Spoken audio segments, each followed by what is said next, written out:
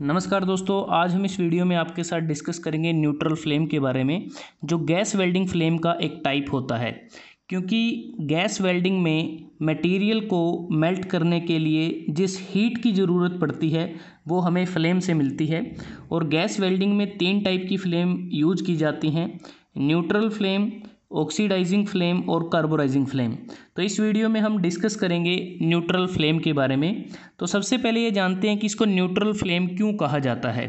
क्योंकि इस फ्लेम के द्वारा अगर हम बात करें, जो मटेरियल हम वेल्ड करते हैं ना तो वो ऑक्सीडाइज होता है और ना ही कार्बोराइज होता है। तो कह सकते हैं कि मटेरियल पर इस फ्लेम के द्वारा कोई भी केमिकल इफ़ेक्ट नहीं आता। जो मटेरियल हम वेल्ड करते हैं उसकी केमिस्ट्री को ये अफेक्ट नहीं करता, तो जिसके कारण इसको हम न्यूट्रल फ्लेम कहते हैं। इस टाइप की फ्लेम में जो ऑक्सीजन और एसिटिलीन गैस की जो रेशो रहती है वो 1:1 रहती है। जितनी ऑक्सीजन आएगी और उसके रिस्पेक्ट में उतनी ही एसिटिलीन हमारी फ्लेम के अंदर आएगी। इसलिए इसको हम बैलेंस्ड फ्लेम के नाम से भी जानते हैं। क्योंकि अगर आप ये देखें, ये गैस वेल्डिंग टॉर्च है जिसमें हम जो ब्लू कलर का ये रेगुलेटर है यहाँ से ऑक्सीजन को कंट्रोल करते हैं। जो रेड कलर का रेगुलेटर है इससे हम एसिटिलीन गैस के फ्लो को कंट्रोल करते हैं। तो यहाँ से ये जो वेल्डिंग टिप है, जो नोजल है यहाँ से हमारी फ्लेम बाहर निकलती है। उसके बाद जो फ्लेम हमें मिलती है, अगर आप इस डायग्राम को देखते हैं, इसकी कंस्ट्रक्शन की बात करें किस प्रकार की ये फ्लेम होती है, इसमें बेसिकली 2 जोन बनते हैं। एक इसमें इनर जोन होता है और दूसरा इसमें आउटर इन्वेलप होता है, जिसे हम आउटर ब्लू फ्लेम भी कह देते हैं। और जो इनर जोन होता है ये बिल्कुल ही क्लियर, वेल डिफाइंड और ल्यूमिनियस होता है और इसका टेम्परेचर तकरीबन 3100 डिग्री सेल्सियस रहता है। और जो इसका आउटर जो इन्वेलप होता है उसका टेम्परेचर हमारा 1260 डिग्री से 1280 डिग्री के बीच में तकरीबन रहता है। और जो इनर कोन होता है इसका जो टेम्परेचर होता है वो बेसिकली हम मटेरियल को मेल्ट करने के लिए यूज़ करते हैं। जबकि जो आउटर इन्वेलप होता है इसका काम होता है मटेरियल को प्री हीट करना, उसको प्री हीट करना और साथ में ऑक्सीडेशन से बचाने के लिए सील्डिंग प्रोवाइड करना, ये इसका काम रहता है। अगर हम बात करें जो इसमें एसिटिलीन गैस हम यूज़ करते हैं वो फ्यूल गैस होती है और इसमें 2 तरह से कंबशन होता है। क्योंकि जो न्यूट्रल फ्लेम होता है इसमें जो एडिशनल ऑक्सीजन हमें चाहिए वो एयर से मिलती है, तभी जाकर हमारा कंप्लीट कंबशन होता है। क्योंकि एसिटिलीन का कंप्लीट कंबशन होगा तभी जाके हमें हीट मिलेगी। क्योंकि इसमें 2 स्टेज में कंबशन होता है। पहले स्टेज में क्या होता है कि जो एसिटिलीन होती है वो ऑक्सीजन के साथ रिएक्ट करती है, ये ऑक्सीजन हमें सिलेंडर से मिलती है। एसिटिलीन गैस का जो सिलेंडर है वो मैरून या रेड कलर का होता है, ऑक्सीजन गैस का सिलेंडर ब्लैक कलर का होता है।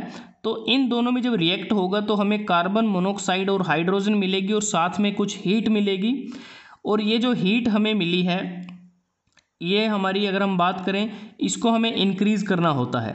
तो उसके बाद क्या होगा कि जब सेकंड स्टेज आएगी, सेकंड स्टेज में जो कार्बन मोनोऑक्साइड और जो हाइड्रोजन हमें पहली स्टेज में मिली हैं वो एटमॉस्फेयर से मिलने वाली ऑक्सीजन के साथ रिएक्ट करेंगी।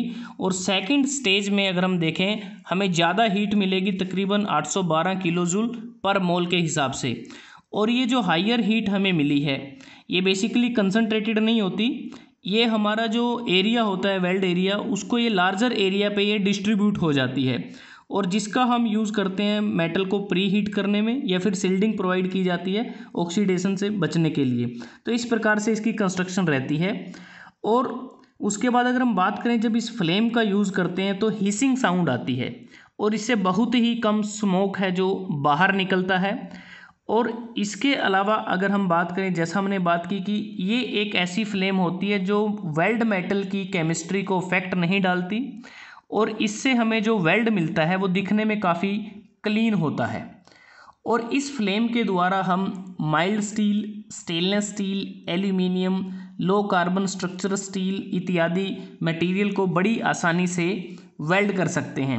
और जैसा हमने देखा कि इनर जोन और आउटर इन्वेल्प में अगर आप देखें टेम्परेचर का वेरिएशन है, तो इस वेरिएशन के कारण ऐसा है कि हम जो टेम्परेचर होता है उसको आसानी से कंट्रोल कर सकते हैं अपनी रिक्वायरमेंट के हिसाब से। और जैसा कि बात करें कि जो फ्लेम की एडजस्टमेंट है इसका मेनली हम यूज़ करते हैं वेल्डिंग ऑपरेशन में या फिर कटिंग ऑपरेशन के दौरान प्री हीट करने के लिए मटेरियल को इसको वेल्ड किया जाता है।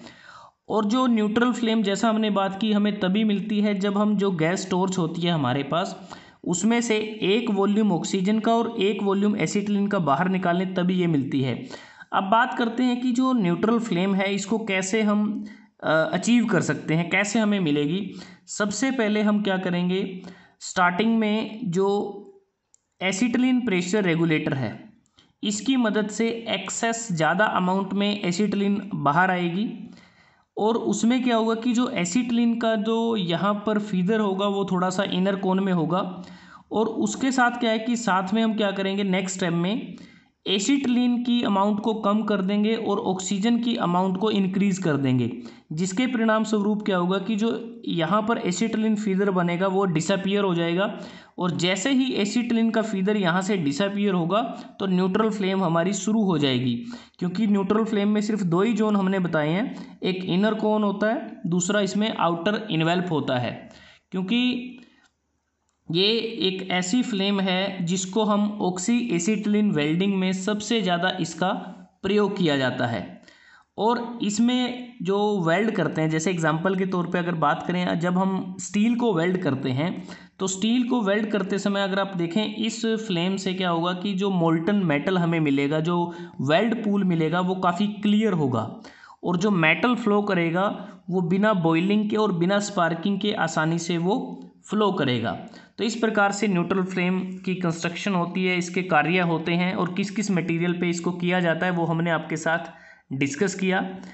अगर आपको वीडियो अच्छा लगा आप इसको लाइक कर सकते हैं, शेयर कर सकते हैं अपने दोस्तों के साथ, स्टूडेंट्स के साथ। तो जल्दी हाजिर होते हैं एक नए वीडियो के साथ, तब तक के लिए धन्यवाद। आपका दिन शुभ रहे।